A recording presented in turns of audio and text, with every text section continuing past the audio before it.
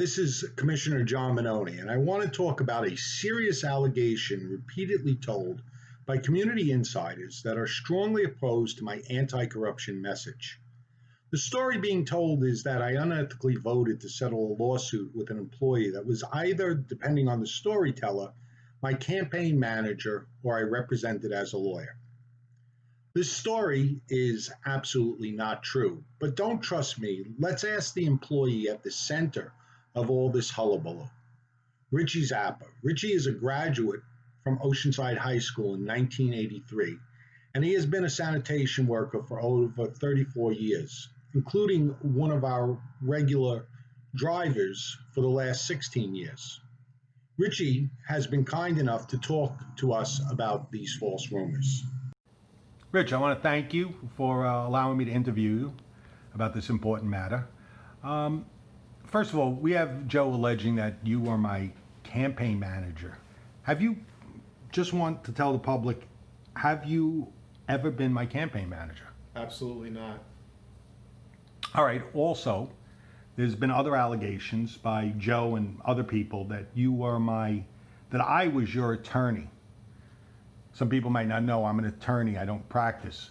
Have I ever been? No. What about your family, your brothers, sisters, Never. wife? Never. Siblings? Never. All right. Thank you very much. So there you have it. The fact is, Richie Zappa was never my campaign manager, or was I ever his lawyer. The story, for lack of a better word, is pure poppycock. However, there is a real story behind the Zappa's case, and the people that want to go back to the old corrupt days don't want you to know about this. This is the story about what happened to Richie Zappa and why I am supported settling his lawsuit. So let's start in the beginning. When I got involved in sanitation in 2015, Richie had already been a longtime vocal critic of billionaire garbage man boss Michael Scalata, who took about $1 million from us taxpayers. He was also critical of commissioners like Cibellis and Lanning and most of the management at the district who supported and worked to keep Scalata in charge of the district. Needless to say, Richie Zappa was not a fan of the Friends of the Community corruption crowd, and vice versa. However, in November of 2015, Richie's relationship with Scalata and his supporters on the board went from bad to red-hot worse.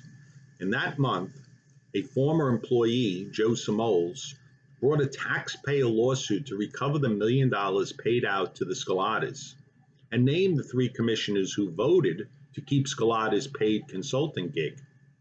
Mr. Cibellis was represented by a local attorney, Austin Graff. Later, Graff was elected to the board as a reform-minded commissioner, followed the next year by Mr. Cibellis himself. In support of his former work colleagues and in solidarity with his strong beliefs about corruption, Richie boldly attended Cibellis' press conference with Graff, where his picture appeared in Newsday and on News 12. Unfortunately for Richie's civic-minded stance, brought him the scorn of the commissioners named in the lawsuit, Cibellis, Lanning, and Mensch, and effectively made Richie a marked man at the district. I vividly recall former chairman Joe Cibellis saying, and I'm quoting from recollection, referring to Zappa, "I hate I would fire him if I could." Even former Commissioner Ed Schaufberg was angered at Richie for challenging his support of an inside deal to give select loyal employees of Scalata large arbitrary merit raises a few months later, prompting Schaufberg to pass a dire warning to Zappa through me that he knew how to play the game against him if he didn't keep his mouth shut about the corruption. Clearly, Richie's outspokenness about corruption had not won him many friends on the board at the time. Unfortunately for Richie, Schaufberg's warnings came true in May of 2016, when Richie was involved in a traffic incident while merging into a single lane on Long Beach Road near Towers Funeral Home. Apparently, an impatient driver became irate when he got stuck behind his slow-moving garbage truck and followed him all the way down Long Beach Road, blaring his horn and attempting to race around him against oncoming traffic. Later, when Richie returned to the shop, the annoyed driver called into the office to complain about Richie's driving, thus starting everything in motion. What normally would have been, at best, a short suspension pending him attending driving classes turned into an opportunity for payback for the outspoken sanitation worker. In a board meeting shortly after the incident, I witnessed the game that Sharpberg warned me about months earlier. The entire Scolata crew, joined by Ed, had demanded that he be permanently removed as a driver based on some flimsy allegation of Richie having uncontrollable road rage. According to Scolata's supporters at the meeting, Richie's driving record established a mental disorder that posed a serious threat to the lives and safety of human life if he continued operating a garbage truck. The case against Zappa, according to them, was so overwhelming that we needed to make sure that he never got behind the wheel of a truck again. Otherwise, we would risk the lives of our residents. The only problem with the argument that there was no evidence to back it up. Instead of just accepting their dire assertions, I looked at the evidence. But instead of the long history of unhinged, reckless driving they claimed, he never was once brought up on disciplinary charges for his driving. In fact, in his 15 years operating a garbage truck for sanitation, he only had 3 incidents: a red light ticket, a motorist complaint about driving too closely, and the current incident. All of these minor compared to the other driving records of employees, and clearly had nothing to do with road rage or mental disorder. Despite pointing out the actual record against him, the board went forward with their vendetta against him, and Richie was permanently demoted to the back of a garbage truck as a loader. Knowing full well that at his age at the time of 53 and his prior work-related medical injuries, he could never handle the physical condition. And Richie did suffer for the next 2 years, sustaining a series of back complications, loading off the back of a truck. But instead of quitting like the insiders had planned he would, Richie did not quit. He defended himself by filing a grievance with his union, and later he filed a lawsuit for the denial of his civil rights against the district and the commissioners who played the ruthless game against him. But don't rely on my opinion here. The case was actually decided by a labor arbitrator, Elliot Schiffman, who evaluated the case 2 years later.